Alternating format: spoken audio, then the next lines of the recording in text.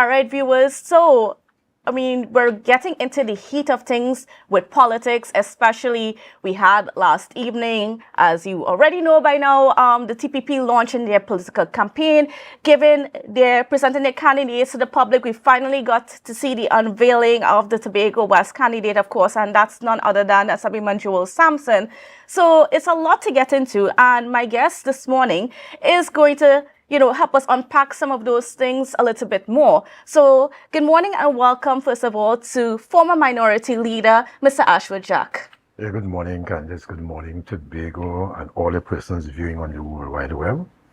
All right, great. So getting straight into it, Mr. Jack, we saw the unveiling of Mr. Joel Sampson. I just want to get your thoughts on the selection of him for Tobago West. Well, I think the selection of a candidate for Tobago West, the reason that this discussion is taking place is because for the last month or so, they have been kind of shrouded in secrecy.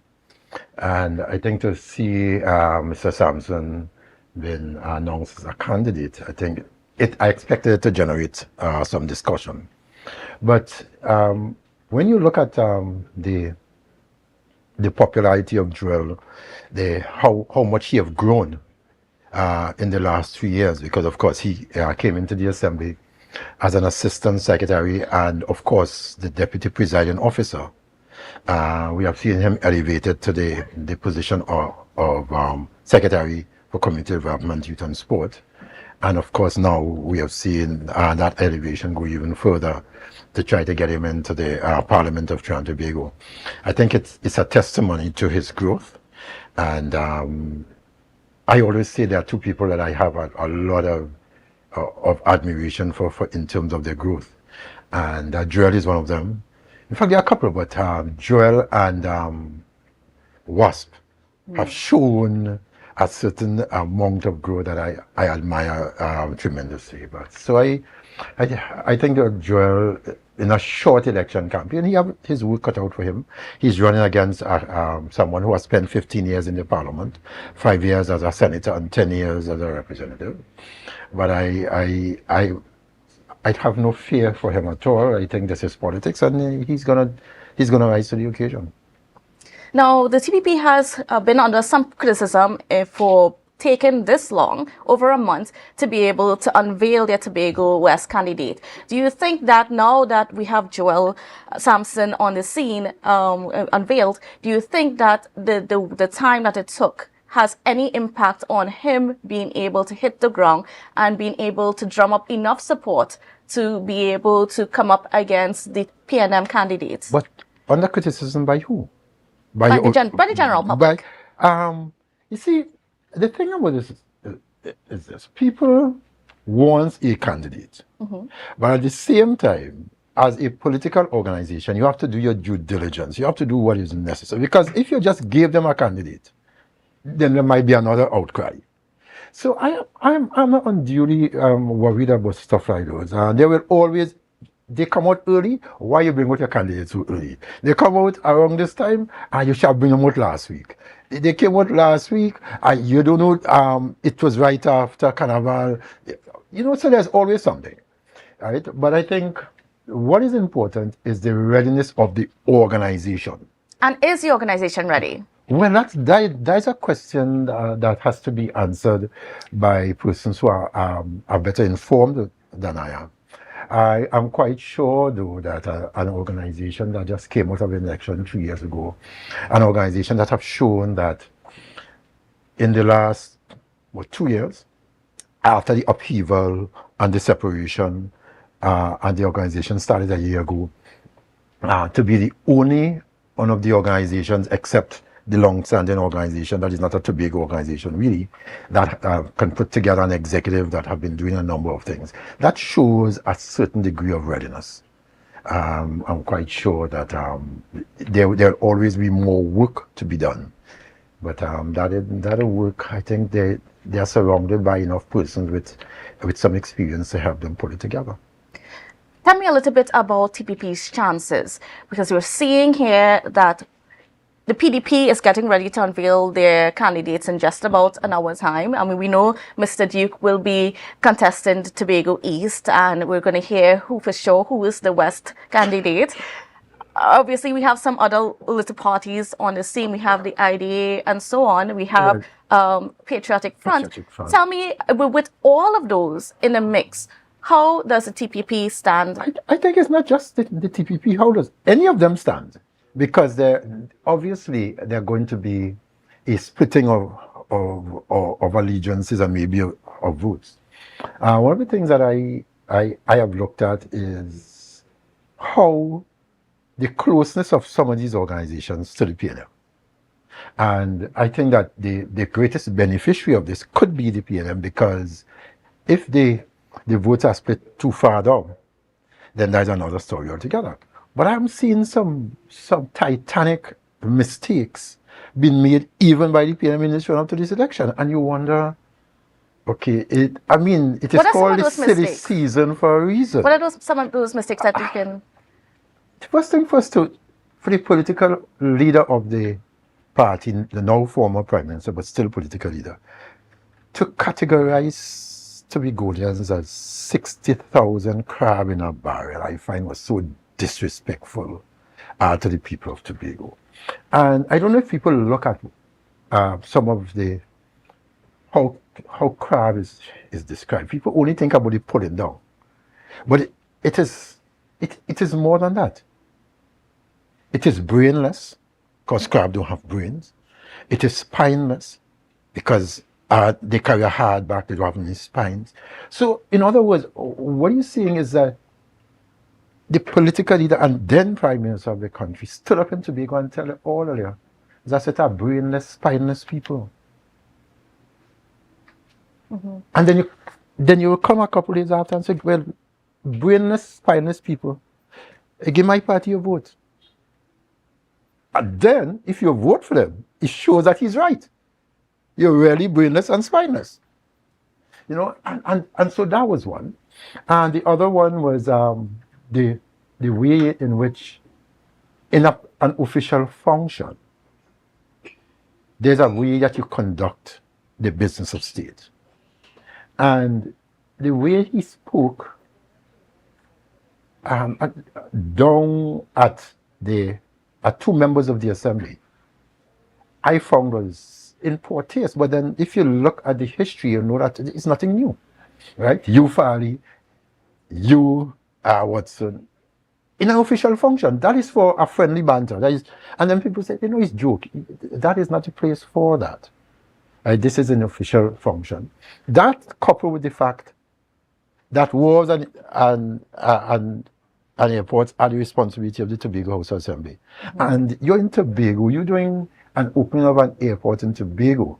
And regardless of how there would have been some disagreements as to how this thing was done, you have to respect the institution called the Tobago House Assembly. You mightn't like the individuals, because you don't always like the individuals. You might have your banters, you might even have personal differences.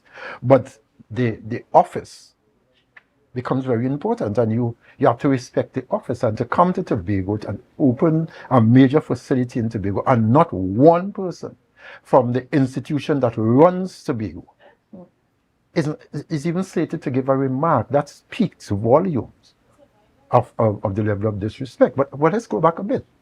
If you go back a bit, you will recognize that in the Scarborough Library some years ago, when he was Prime Minister and Keith was, Kelvin, was Chief Secretary. The Chief Secretary. And you look at the Chief Secretary and say, sit down and shut up. It tells you that it has nothing to do with this Chief Secretary. It's a general disrespect for Chief Secretaries and the office of Chief Secretary in Tobago. But I can go even further back. If you look, I think it was the DRC debates in 1998, I think it was, in the Parliament, when, of course, everybody knows who Troy was a fierce advocate for things Tobago. And Mr. Rowley referred to the office of Chief Secretary as a man with a little office in Tobago, trying to tell the cabinet what to do. So there's a history. There's a history. And what it says to me is that even the frail attempt to give Tobago very little additional responsibilities, as it were, and even taken back of some of those, was just political grandstanding in the form of we talking about the autonomy bill. Because when you look at the autonomy bill, it was woefully lacking. And so I am saying that if what you want to do is to improve the lot of Tobagonians, your actions speak louder than your words. There should have been discussion with the Chief Secretary in Tobago as it relates to the opening of the airport. There should have been an agreement as to the speakers. Of course, the just basic human decency was said how you can speak and not speak to people in the public. And so those things for me speaks volumes, right? Not what you say you would do. And so then what do you come and tell Tobagonians? And the thing about that is that I look at some, because I did not go to the opening. I was invited. I did not go. I chose not to go. There are some places that being in my garden is more important. I said to a couple of the assembly, it is going to be a very disrespectful event. And I said, and I don't want to be party to that. And I want to back up a bit. I am happy to say that I think the construction of an extended terminal and stuff on the airport is important for Tobago's development. There is no two ways about that. As chairman of SPEL, I did everything in my power to facilitate all the material that the airport wanted to ensure that the airport was finished within time and within budget, because that should be the responsibility of every citizen of this country to ensure we save money and we ensure that we facilitate the development of this island. That being said, look at what is happening. We open, should I call it open? They speak at a facility that would not be ready for a couple of months. So that's just games. One, two. In the last couple of years, you knew when the contract for the airport would have come to an end. So you know the airport would be finished at a certain time. What have been the additional capital injection in advertising Tobago to ensure that even the room stocks we have now are taken? Because you're telling me that I think it said that the estimated capacity is about 3 million per year. Basically 1,000 passengers to handle 1,000 passengers every hour. Every hour, right? But in order to do that, something have to bring them. I don't know if we expect to be beamed up and beamed down.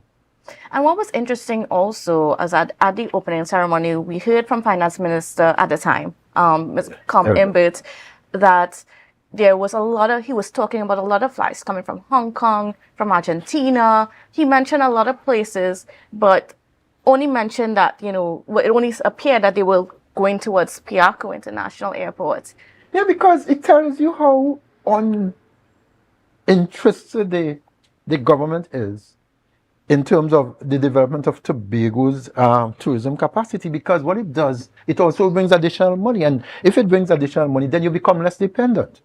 You see, if you're going to spend this kind of money, if we know that Tobago is an easy place to fall in love with, and even if you're discussing with all these different areas of additional flights, because you've seen it happening all over the Caribbean, and wouldn't there be some discussion and some partnering with the Tobago House of Assembly, who under the fifth schedule, their responsibility is tourism? None of these discussions should really take place without a partnering of the central government and the Tobago House of Assembly, it doesn't matter if you belong to different political organizations. You are both elected to take care of the business of the people of Trinidad and Tobago. And so when you hear that, and when you see the fact that there have been less money put into the tourism division, and in terms of marketing and stuff like that, you know that we're not really serious. And this goes for any administration that says that you really want to, you're building a $1.4 billion airport. It's $1,400 million airport. But yet, there is nothing put in place in order to increase the traffic on the airport and stuff like that. And that, for me, is what is important. And the question is, okay, why build this airport if you don't intend to do that? If you look at what is happening right now, it is last week, it was announced that there are going to be direct flights from Nigeria to Jamaica. Right? Then I think it was last week or so, the week before, you saw flights going, Caribbean Airline at that, flights going from Fort Lauderdale into Montego Bay. And I'm saying, but we can't even get additional flights. In fact, they cut back on the amount of flights coming to Tobago. And I know this is something that you always talk about. Course, because I was responsible for those additional flights coming to Tobago. And it was easy to deal with the government. It took me one meeting, a discussion with the Prime Minister at 5 o'clock in the morning, after suffering on the airport at night. Called me and I said, PM, are you aware that Trinidad secedes from Tobago every night at 9 o'clock? And she said, what do you mean? I said, because the last thing, the boat leaves at 4 o'clock, and at 9 o'clock, the last flight leaves. And regardless of what happened, you're stuck in Tobago. She said, no, I never see it like that. And so we had a discussion. She called Dan Devant, who was Minister of Transport. We set up a meeting for the same week. Of course, the THA refused to come to the meeting because I was going to be at the meeting. But nevertheless, the meeting was held. And in less than 3 weeks, flights started to come to Tobago until 2 o'clock in the morning. Not now and then, every day. All right, well, we're going to have to put a pause on it just there because we got to go for a break and hear a few messages from some of our sponsors.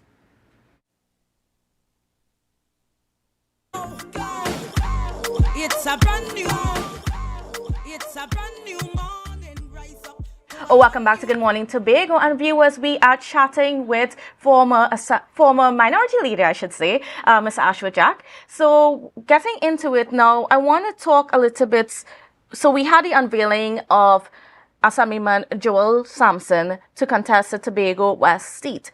Now, in his quest to contest that seat, would that affect anything as for his standing as Assemblyman right now? No, not right now. Not right now. So could you clarify what? The THA is probably one of the luckiest organizations when it comes to that representation, in that he can run as Assemblyman, but once he wins, before he takes the oath of office as a member of Parliament, he has to tender his resignation as a member of the Tobago House of Assembly. It's one of the very few organizations, because if you're a member of Parliament, you can't run for the THA unless you resign. But in this case. But that leads me to another thing. Because the Tobago House of Assembly and the Parliament of Trinidad and Tobago, those things apply to them.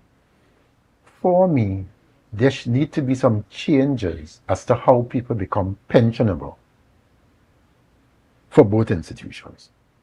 I think you should be able to carry across the service, port it from one to the next. So were those things at all addressed with the recent SRC? They were not. They were not. And that, even in terms of the amendment of the Act, those things were not looked at. Because I'm saying, if you're a member of Parliament, and let's say you serve a term, and then you come and you become a member of the Tobago House of Assembly, you should be able to bring across the eligibility for pension from one to the next, because you're serving the country. And, of course, the vice versa. If you're a member of the Tobago House of Assembly, you have to serve for 6 years But I find it's a little excessive as it is now, because once you're out of politics, in a country our size, it's hell to find a job. People at a certain age should have been pensionable, because the prime minister is pensionable after 10 minutes. People say it's after 24 hours. It's ready as far as to take the office of prime minister. That being said, I also think that the office of the chief secretary should be treated the same way. If the office of the prime minister is treated like that, the office of the chief secretary should be treated the same way. That once you become substantive chief secretary, if you're going to become the president, the office of the president is the same thing, and the office of the prime minister. But I think that it should be extended to the office of the chief secretary, and because as it is now, the chief secretary have to serve for 6 years in order to become pensionable. And even if you don't want to do the 6 years, I think, to do the 1 day, I think it should be markedly reduced to show some equity and some respect. Now, is this one of the reasons why it's important to have somebody like Mr. Sampson in Parliament, someone with that sort of knowledge to kind of sort of advocate for these things? Because, from listening to the Chief Secretary yesterday and speaking about what he wants his candidates to do, is to not just advocate for autonomy, which of course is something that we're always talking about. It's always at the forefront of every person that's going up for elections, but also the legislative changes, or at least making provisions within legislation so that Tobago comes on board as well. I think and Tobago is treated fairly. That in its purest sense is what autonomy is all about. To do the legislative change to give Tobago the necessary power, legislative power to do things that are in the best interest of the people of Tobago. But you see, that comes with an appreciation, two things. One, an appreciation for what Tobago needs, and two, with a free hand to be able to do it without being coyed by everybody, by anyone. And that is why the issue of the history of Tobago and Tobago's progress have always been with an organization that Genesis is in Tobago. The DAC in the 76, 77, the NAR with Robinson and Palm in the Act number 40 in 1996, the situation that played out itself in 2013, where all the different things were brought. Of course, the government was one short of a majority and didn't get that. So what you have seen happening is that every time that there's real progress to be made, it means it was done with a clearing of the deck from being managed by Trinidad. And that is why I am an advocate for, you can make an arrangement, but you must not be managed. Because the people in Trinidad, they have their own problems. They don't have really time to bother with you. And that's why autonomy is important. No, and I noticed something last night as well. There was a sort of switch in the way that Mr. Augustine was speaking towards autonomy.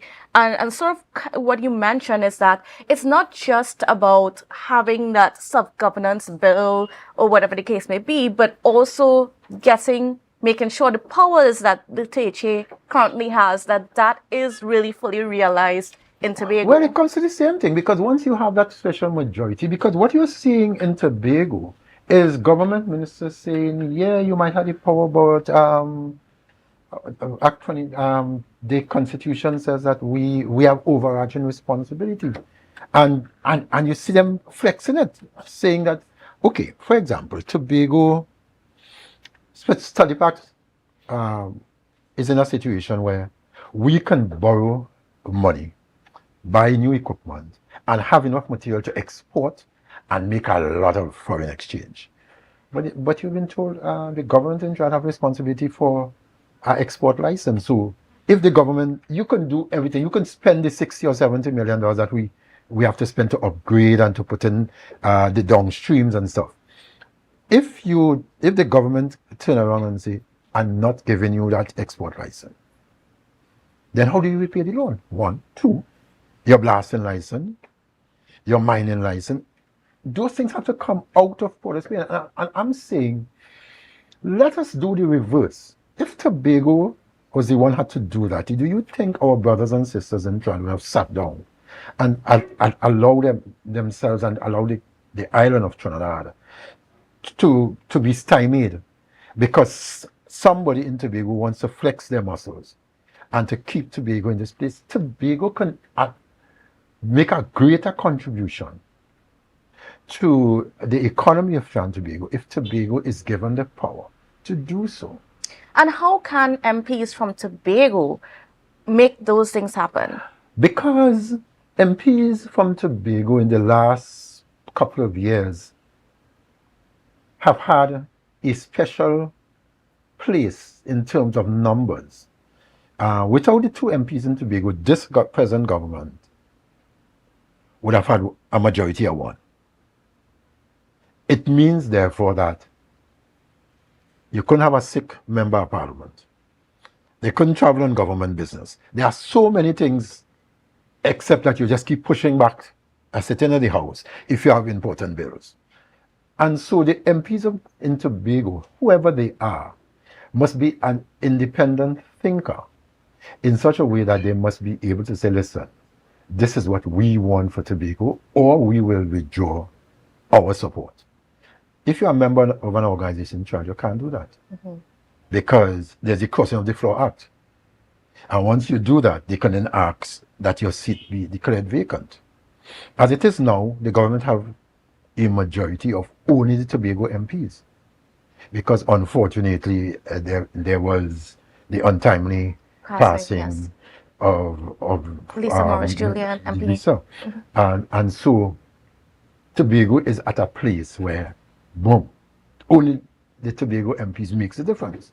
And so we have seen that in the past where they did not even have that closeness, where Mr. Robinson and Dr. Murray would have used their voice to the benefit of Tobago. In fact, we have gotten the Act number 37 and now Act number 40 of 96 because there were Tobago MPs who were independent of thought.